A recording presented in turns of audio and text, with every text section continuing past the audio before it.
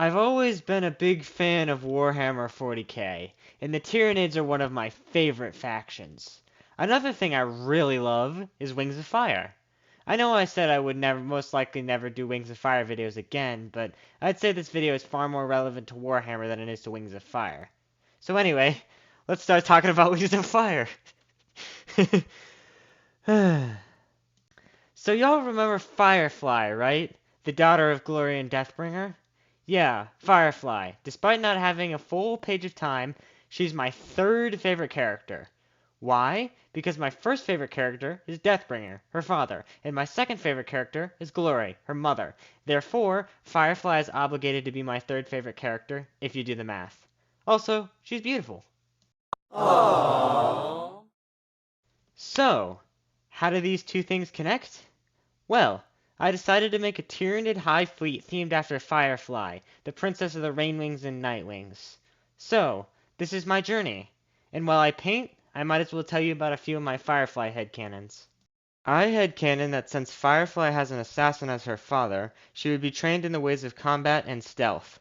I imagined her as being a great warrior with many skills. I think she would be a great assassin, just like her father. Also, being a Rainwing, she has the ability to camouflage her scales and spit venom that eats through anything living like acid. This is similar to the bioweapons of the Tyranids, with acid that can devour anything living with ease. There are also Tyranids that can turn invisible using camouflage. So how does this translate into the lore of my Hive Fleet?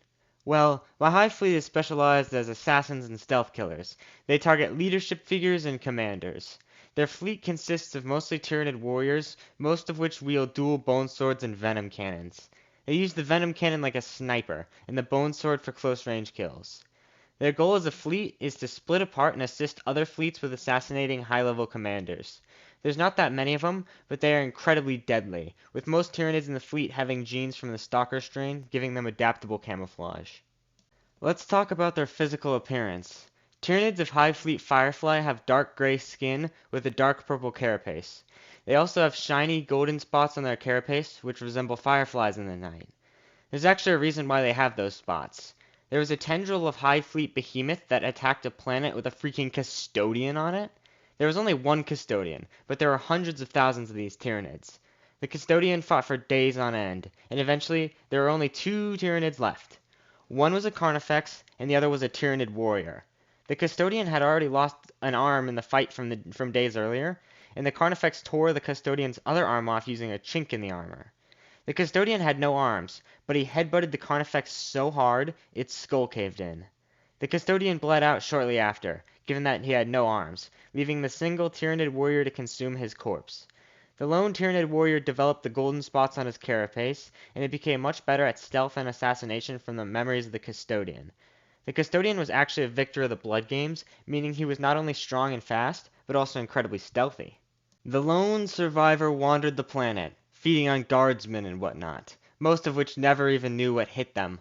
Eventually, another tendril of Hive Fleet Behemoth came to the planet, wiping it clean of all life and recovering this lone Tyranid. This small tendril of Hive Fleet Behemoth ended up recreating this Tyranid using his genetics, and even though they could never match the strength of the original, they still made some tough bugs. Strangely, the golden spots appeared on every Tyranid that were made using the genetic makeup of the first Tyranid warrior, but that was never a problem. This new tendril of Hive Fleet Behemoth came to be known as Hive Fleet Firefly, and they joined up with other Hive Fleets to take down tough enemies. The first Tyranid that killed the Custodian was never sighted after its first battle, but one could argue that that's rather the point of an assassin, isn't it? So what did you guys think of my Tyranids? I'd love to hear some feedback on their lore, and I'd be delighted to hear any painting tips you may have.